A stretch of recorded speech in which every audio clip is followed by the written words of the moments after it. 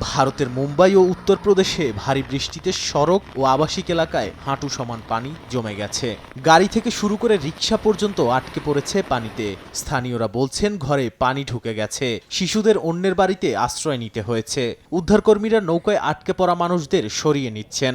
মহারাষ্ট্রের মুখ্যমন্ত্রী দেবেন্দ্র ফড়নবিস জানান, রাজ্যের অর্ধেক জেলায় আগামী ৩ দিন লাল ও কমলা সতর্কতা জারি থাকবে। বিশেষজ্ঞরা বলছেন মুম্বাইয়ের পুরনো ড্রেনেজ ব্যবস্থা অতিবৃষ্টিতে ভেঙে পড়ছে।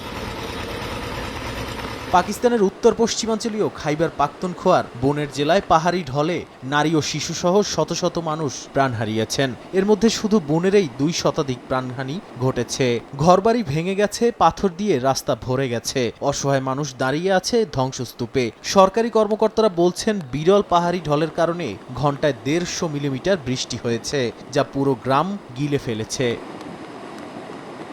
এদিকে চীনের ইনার মঙ্গোলিয়ায় পাহাড়ি ঢলে হতাহত ও নিখোঁজের খবর পাওয়া গেছে। উরাট এলাকায় নদীর পানির তোরে ভেসে গেছেন ক্যাম্পিং করতে আসা বহু মানুষ।